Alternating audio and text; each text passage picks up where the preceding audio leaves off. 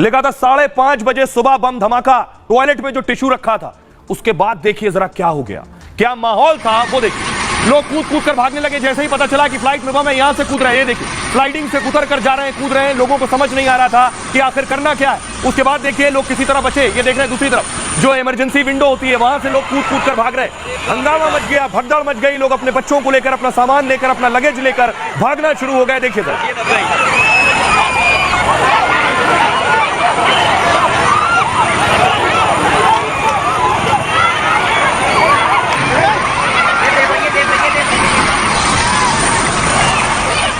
ये खबर Indigo flight में यानी प्लेन में उड़ान भरने वाला था उससे ठीक पहले मिली। उसके बाद देखिए जरा लोगों को जहां जैसे मौका मिला इमरजेंसी गेट से लोग निकल रहे थे, अपने बच्चों का हाथ पकड़े।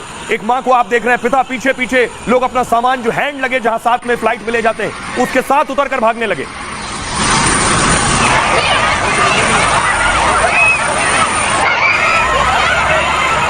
अरे बाप रे बाप।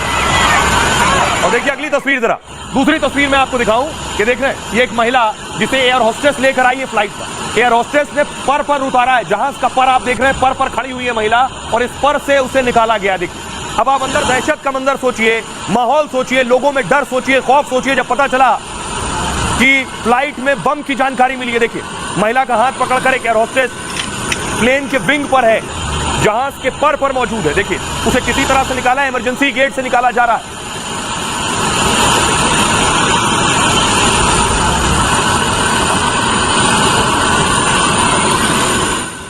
अब आपको लिए चलते हैं सीधे एयरपोर्ट, क्योंकि इत्तेफाकन कहिए हमारे सहयोगी मृदुल भी उसी फ्लाइट में थे।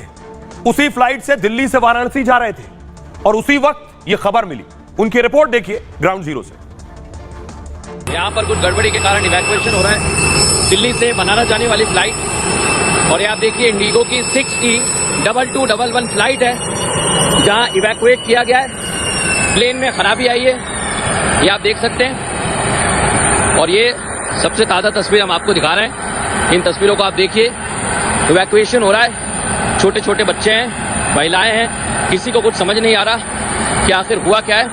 और हम आपको ये तस्वीर दिखा रहे हैं, सबसे ताज़ा तस्वीर दिल्ली का IGI international airport terminal 2, Delhi से बनारस जाने वाली फ्लाइट 6E2211। और एकाएक यहाँ पर इवैक्यूएशन के लिए कहा गया है। अभी तक किसी ने नहीं बताया। ये देखिए क्रू मेंबर्स भी आगे की तरफ आ रहे हैं, ये हम आपको दिखा रहे हैं। सोचिए क्या माहौल रहा होगा उस वक्त जब लोगों को पता चले कि वो जिस में बैठे हुए हैं, चाहे वो ट्रेन हो या फ्लाइट हो, इसमें बॉम्ब है। आखिर कैसे पता चला, हुआ क्या? आज सुबह फ्लाइट में बम की खबर से हड़कंप मच गया। वक्त हो रहा था सुबह 5:35।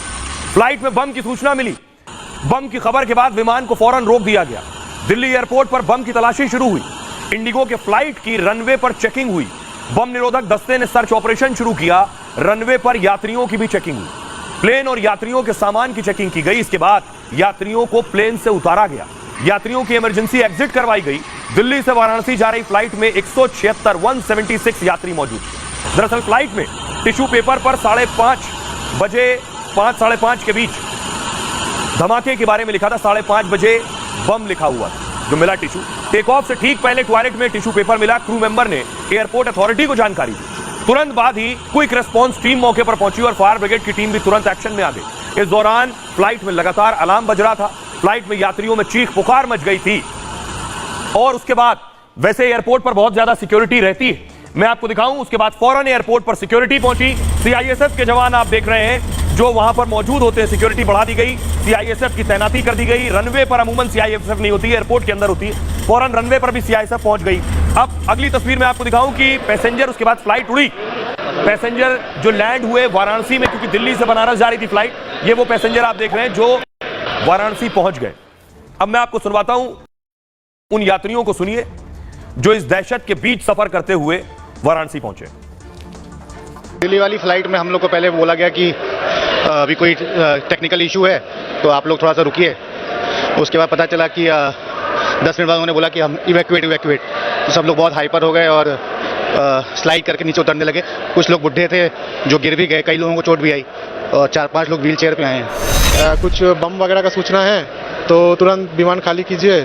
तो हम लोग हड़बड़ाहट में तब उतरने गए। वो साइड से जो वो वाला रैफ्ट खोलता है उसमें से देखो प्ले होने वाला था, लेकिन अचानक उन्होंने अनाउंस किया कि भाई कुछ टेक्निकल इशू है। उसके बाद में उन्होंने बोला कि इमरजेंसी गेट खोला, और गेट खोलने के बाद में बोले आपको तुरंत यहाँ से निकलना पड़ेगा सब। और पूरे काफ़ी बच्चों को चोट, मुझे भी चोट आई यहाँ पे पूरा, और बच्चों को भी लगा, और कूद के हम किसी तरह बाहर आए। बाद में मालूम चला कि किसी ने अफवाह फैलाई है, क्या है, मैसेज आया था कि।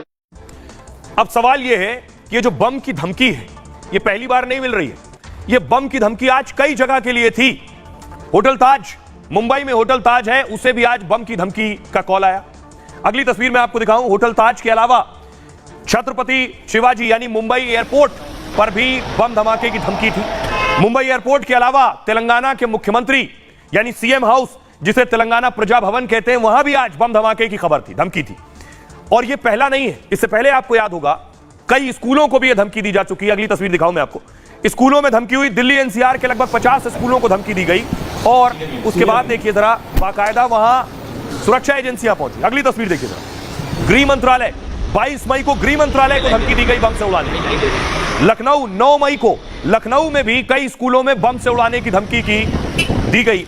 उसके बाद स्कूल खाली कराए गए। एक और तस्वीर में आपको दिखाऊंगा, 23 मई को दिल्ली के 12 कॉलेजेस को बम से उड़ाने की धमकी दी गई। ये आखिर कौन दे रहा है धमकी? कौन धमकी दे रहा है? और धमकीबाज को पकड़ा नहीं जा सका अब तक। अगर आप देखिए पिछले 1 महीने के दौरान तो 100-200 जो महत्वपूर्ण स्थल है उन्हें धमकी दी जा चुकी है। कोई लग रहा है किसी कोने में बैठा है, फोन उठाता है और धमकी दे देता है। क्या ऐसा ही हो रहा है? अब तक ऐसा ही नजर आ रहा है। ठीक इस तरह देख रहे हैं, कोई कहीं बैठा है दूर, इंटरनेट के आगे बैठा है, उसके आगे मोबाइल पड़ा है, फोन उठाता है और धमकी दे देता है। हमारी सुरक्षा एजेंसियां, क्योंकि उनकी जिम्मेदारी है, फौरन मौके पर